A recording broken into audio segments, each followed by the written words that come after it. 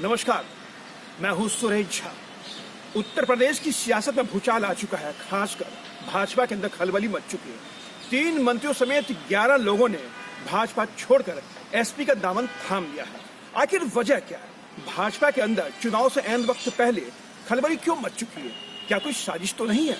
आज इसी विषय पर हमारे साथ बातचीत करने के लिए मौजूद है राजनीतिक विश्लेषक हैं रविंद्र कुमार। इनसे बातचीत करते हुए जानने की कोशिश करते हैं कि उत्तर प्रदेश की सियासत में जो भूचाल आया है इसके पीछे आखिर बड़ी वजह क्या है। सर, आपका बहुत बहुत स्वागत है हमारे चैनल में।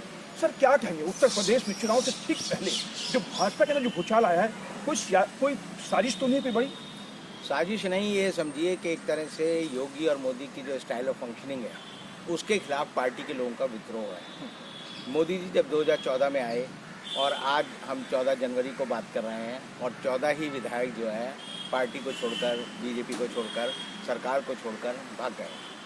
तो ये सब बताता है कि 7 साल तक, 8 साल तक लोगों के मन में गुबार था और वो जो मोदी जी की लाइफ स्टाइल और उनकी वर्किंग का जो तरीका है कि हर चीज़ का उन्होंने केंद्रीकरण कर दिया है। यानी कि मोदी मंत्रिमंडल में कहने को लोकतंत्र है, लेकिन जो मंत्रिमंडल है, जो मंत्री हैं, उनकी हैसियत जो है चपरासी से ज़्यादा नहीं है।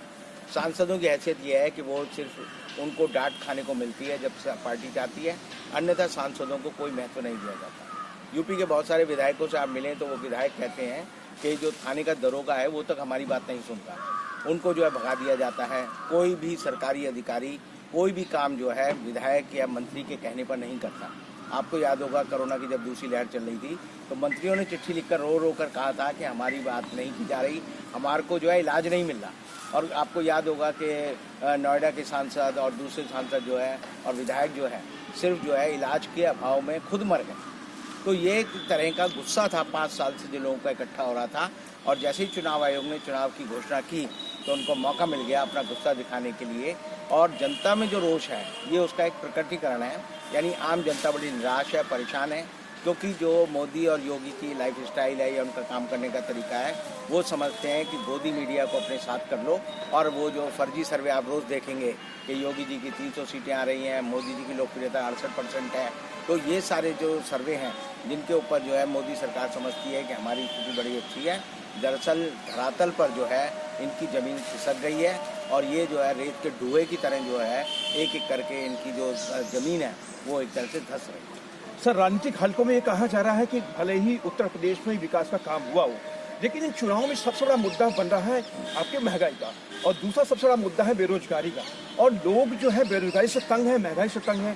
तो क्या एक बड़ी वजह ये हो सकती है कि भाजपा के चुनाव के जो लड़ने जाते हैं तो कहीं ना कहीं विधायकों की जवाबदेही होगी, मंत्रियों की जवाबदेही होगी, तो क्या ये भी एक बड़ी ये वजह हो सकती है? बिल्कुल बिल्कुल। आप देखिए, जो आदमी चुनाव लड़ेगा वो वोट मांगने जाएगा और जिसके मांगने जाएगा वो वहाँ उसे ताने देगा।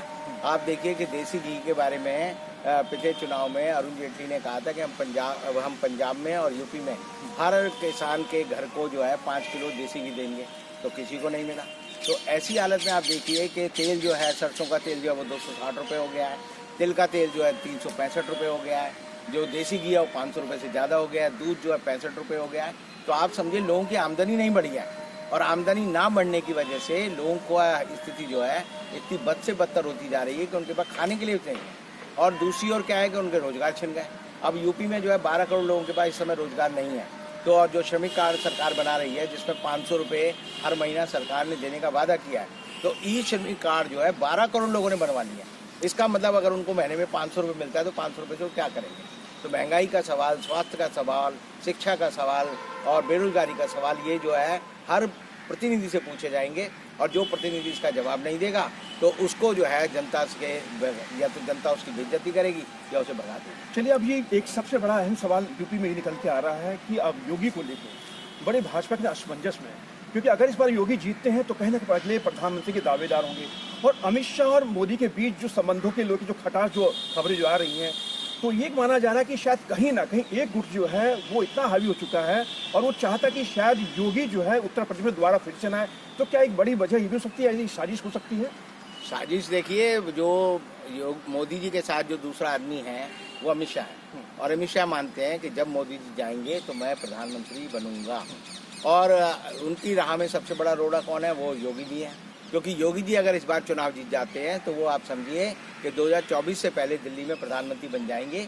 क्योंकि जैसा कि राकेश टिकैत बार बार कहते हैं कि अभी इस साल जो है अगस्त में चुनाव होगा राष्ट्रपति का, तो वो कहते हैं, घोषणा करते हैं कि मोदी जी जो है वो तो राष्ट्रपति बनेंगे और अगस्त में जो है योगी जी जो अगर चुनाव जीत गए तो वो देश के प्रधानमंत्री बनेंगे। तो इन सारी स्थिति में देखिए कि स्थिति बड़ी गड़बड़ है और अब जनता के सामने बहुत सारे विकल्प खुले हुए हैं कि वो क्या करें। तो क्या योगी के खिलाफ कोई साजिश हो सकती है? क्या मैं कहता हूँ कि पूरा जो भारतीय जनता पार्टी का नेतृत्व है वो अमित शाह के कब्जे में है और वो सारा का सारा योगी के खिलाफ षड्यंत्र कर रहा है कि योगी जी चुनाव हार जाए। चलिए सर, आपका बहुत बहुत धन्यवाद। ये थे राजनीति विश्लेषक रविंद्र कुमार जो हमारे साथ बातचीत कर रहे थे। उत्तर प्रदेश की सियासत में इस कदर से भूचाल मच चुका है कि भाजपा के लिए अब समझ नहीं पा रहे कि भाजपा करे तो करे क्या।